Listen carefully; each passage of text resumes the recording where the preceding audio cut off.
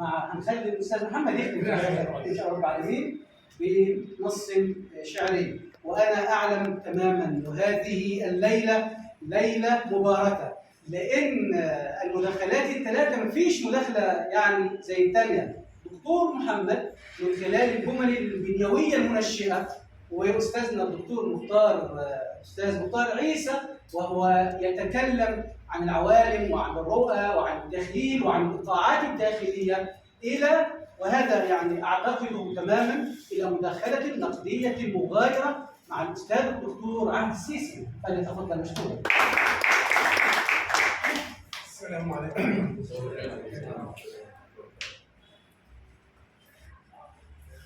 هل غادر الشعراء المترددون؟ سبقني ناقدان كبيران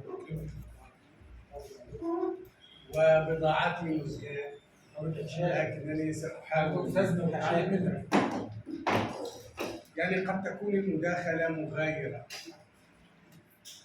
فمثلا أستاذ مختار عيسى بدأ مداخلته النقدية بسيميائية العنوان والصورة المرسومة. أنا دائما أقف على العنوان ولا أقف على المداخلة.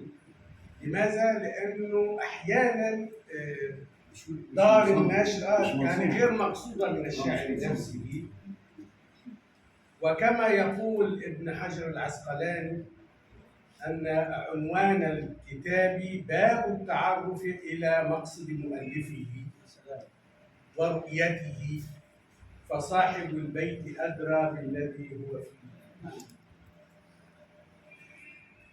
ولن أعيد يعني تعريف فن المنام، فقد سبقني إليه الأستاذ مختار عيسى، لكن يعني نكتفي بأنه فن نثري في نشأته، وولد أو نشأ من رحم فن المقامة، ويكاد إجماع المؤرخين على أنه نشأ على يد ركن الدين محمد بن محرز البهراني. وأهم ما يميز المنامات هو المنام الكبير، هو الأكثر شهرة، الذي حاكى فيه أبا العلاء المعري في رسالته، وتدور في عالم عجائبي يتلاشى فيه الزمن. ثم ظهر هذا الفن أو استعاد عافيته في العصر الحديث بما كتبه نجيب محفوظ في رأيت فيما يرى النائم. الدكتور صلاح جرار له المقامات الأيوبية أو إخبار الأنام بأخبار المنام، عددها 40 مناما، وشحذ الأفهام بأحاديث المنام 10 منامات. وتبدأ بحدثنا علقمة بن مرة الشيباني عن أبي أيوب الهندي رأيت فيما يرى النائم. ثم المنامة كما هو واضح أنها فن نثري. كيف تسللت إلى عالم الشعر؟ وكنت أرى أنه الدش هو أول من فعل ذلك، لكن في المراجعات أنه ظهر فن المنامات بصورة جزئية في طيف الخيال. فدائما العاشق يرى المعشوق في النوم ويزوره ويصوره في أبهى صورة وأعذب صورة وأحلى صورة. مثلا جرير في ألا زارت وأهل منى وجود وليت خيالها بمنى يعود. ثم ظهرت المنامة بصورة كلية، يعني القصائد كلها عبارة عن منام.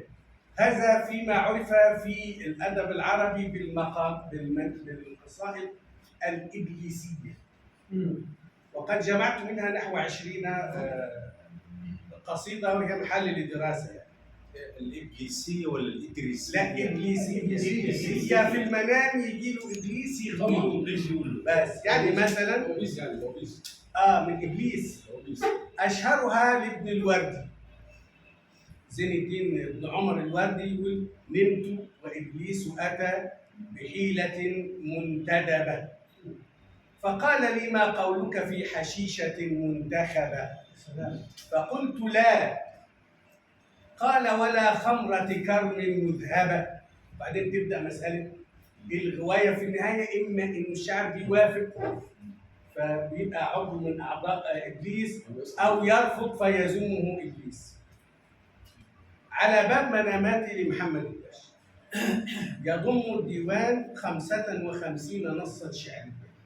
يعني أنا مش قادر أقول قصيدة، لأنه في مفهوم القصيدة هي غير متحققة، فأقول يعني إيه إنها نصوص.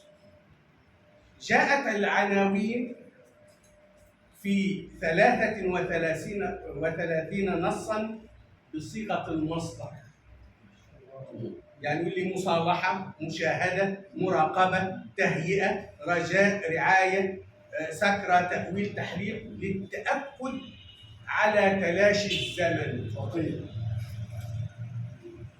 فكما يقول ابن مالك: المصدر ما سوى الزمان من مدلولي الفعل.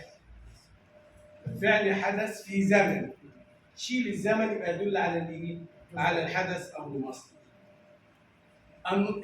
يعني كان يجب البدء بالتفرقه ما بين المنام والحلم والرؤيه. المنام والحلم والرؤيه، لأنه المنام هي رؤية الواعي، رؤية الواعي، وليست في اللاشعور أو المكبوت أو كذا. النصوص مشاهد تحمل رسائل ينقلها العقل الواعي المثقل بهموم الوطن في صورة تحمل تناقضا ما بين ما هو قائم سلبيات الواقع وبين ما ينبغي أن يكون، أو اليوتوبيا الذي لا يجده الشاعر إلا في المنام. تأثير المنامات النثرية. الأثر الأول هو السرد على طول التصامي، يعني التأثر بالسردية من أصل فن المقامات، ويستحضر ما تبدأ به المنامات. فمثلا خصوصا عند نجيب محفوظ لو في رأيت فيما يرى النائم، فتجد الدش مثلا يبدأ نصوصه برأيت فيما يرى عدة مرات، يعني في نهش، توافق، سقوط، أو رأيت في المنام مثل رعاية وتغير وكلب وثعبان. هذه القصائد كلها تبدأ إما ب رأيت فيما يرى أو رأيت في المنام. التأثر في ناحيتين، في التكوين في البداية، ثم في السرد الذي يمثل أو الذي يظهر في أغلب نصوص الديوان. من أول نص يعني قد أذهب يعني في اتجاه غير ما ذهب إليه سابقا، لكن يعني هي محاولة في أول نص زهد يعلن الشاعر أنه غير منتم إلا إلى الله، فلا علاقة له بالسلطة، لكي يقدم رؤية ذاتية صادقة تخلو من أي تأثيرات سلطوية. يعرض في رمزية التغير السلوكي والأخلاقي الحادث في المجتمع الآن. مثلا نشوف سارق الأحلام في عابر القصيدة 22.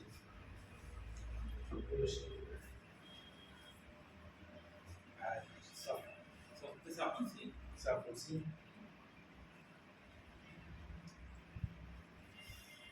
يعني أنا يعني القصيدة وبعدين هقول أنا كيف رأيتها. رأيتهم يصفقون يرقصون يضحكون كأنهم في صالة الأفراح أو كأنهم في رحلة ويمرحون. وقفت لا يرونني أعدهم أتابع الجميع في تأمل، ومن يكون لافتا ومن أراه لا يكون، وما تمر غير بسمتين عندما انشغلت بالشعاع فيهما، وزادت الألحان فرحة، وجاء بالضجيج عصبة، يطير من وجوههم شرر، يهددون ما يدور حولهم، وتسبق العصي صوتهم. وبعد أن تعالت الأصوات بالصراخ والبكاء والعويل، ما تبدل المتاح بالبعيد والبعيد بالمتاح، واختفت كل الوجوه والصور، كأن كل ما مضى حلم عبر. يعني أنا يعني تأويلي لها أنها كانت عن الثورة، وكيف قفز عليها البعض واغتصبها من صانعيها. هكذا قرأت. يعني قد أكون مصيبا أو غير مصيب. في عندي غلبت الصوفية في مصالحة وتهيئة، لكن التطهر في رجاء صفحة 27.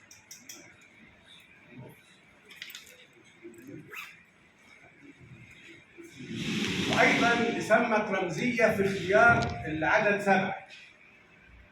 وأنا في النومة قال حكيم حين أتاه السائل يسأل أين الجنة، قال اذهب للبحر والق الحصيات السبع، وحاول وقف دوائرها، إن تفشل فاغسل نفسك 7، واذهب للخضرة سبح 7، وتأمل واستغفر 7، وتأمل 7، وامسح فوق جبينك إن تفشل، فاذهب للنخلة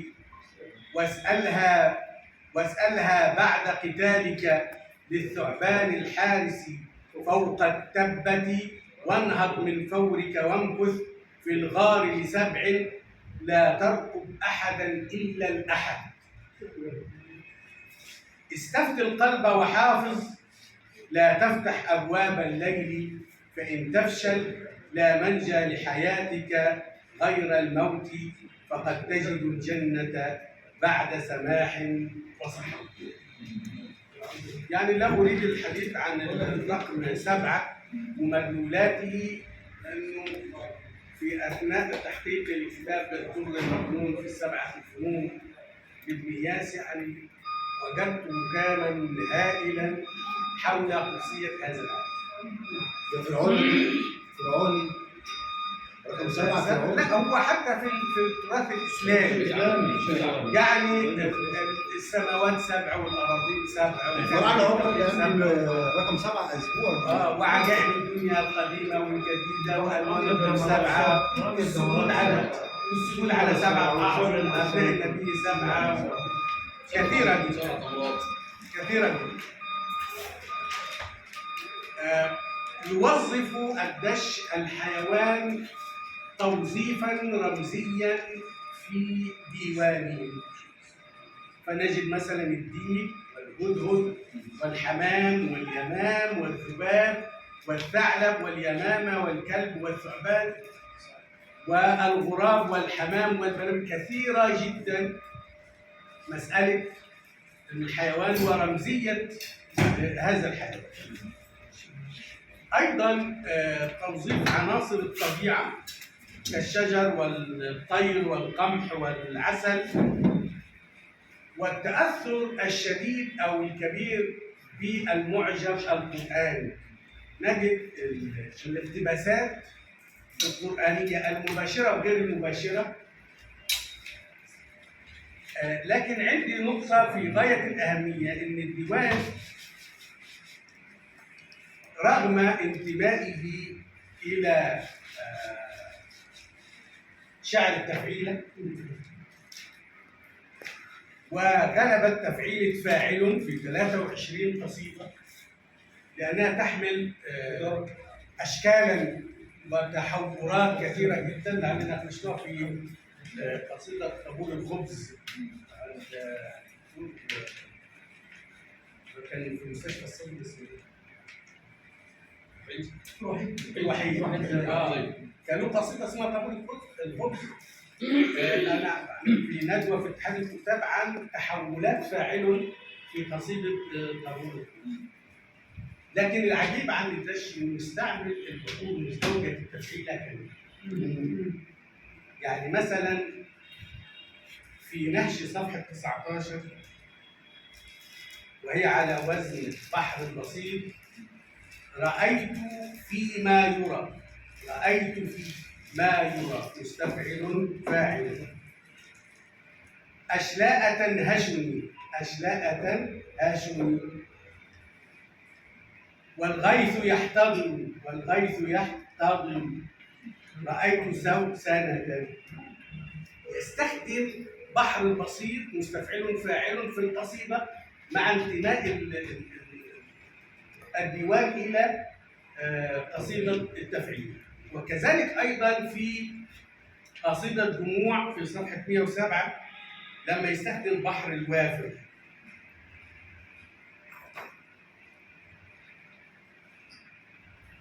وكانوا يجلسون على طريق، وكانوا يجلسون على طريق. مفاعلة مفاعلة مفاعل.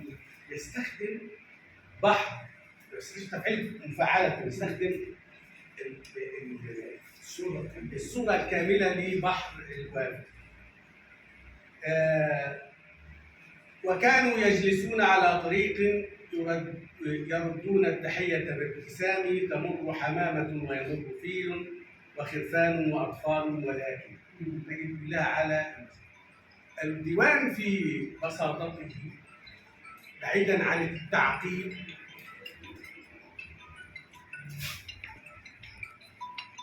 الشاعر يريد أن يرصد تحولات حدثت في المجتمع، أو هو يرى نظرة يجب أن تكون في هذا المجتمع بأسلوب بسيط بعيدا عن التعقيد وبعيدا عن الإلغاز.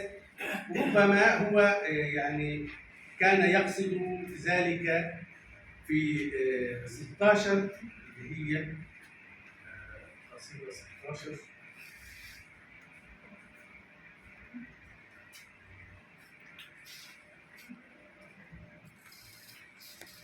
تحول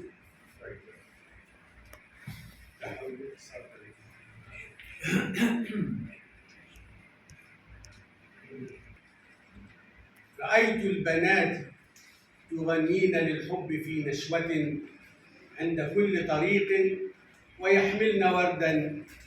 وكان يمر شباب عليهن دون وقوف يغنين للحب دون وقوف. يمر الشباب تطل النساء من الشرفات فيصرفن دون وقوف. يمر الشباب تمر الطيور والزواحف بعض خراف كلاب.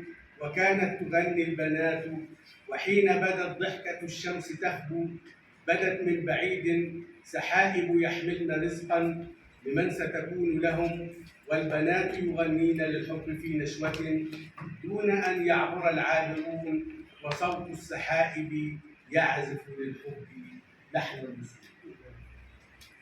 يعني ما انتهيت إليه في إيجاز شديد أن فن المنامات في أصله فن نثري، ثم انتقل إلى الشعر بصورة جزئية في طيف الخيال، ثم بصورة كلية في القصائد الإبليسية، حتى جاء محمد عبد الستار الدش وأنتج لنا هذا الديوان. أن الشاعر يمزج الحلم أو الحلم بالواقع، المعقول باللا معقول، الممكن باللا ممكن، يحرك هذه المشاهد بعقله الواعي. واعتقد ان يعني لو يعني اكملت هذه الدراسه انه شغله الشغل هو الوطن، هو رمزيه الى مصر، انه يوظف الحيوان توظيفا رمزيا، وانه متاثر تاثرا شديدا بالمعجم القراني والموسيقيه في الديوان، انه رغم ان الديوان ينتمي الى شعر التفعيله الا انه يستخدم البحور المزدوجه بصورتها التامه. واشكركم وارجو ان اكون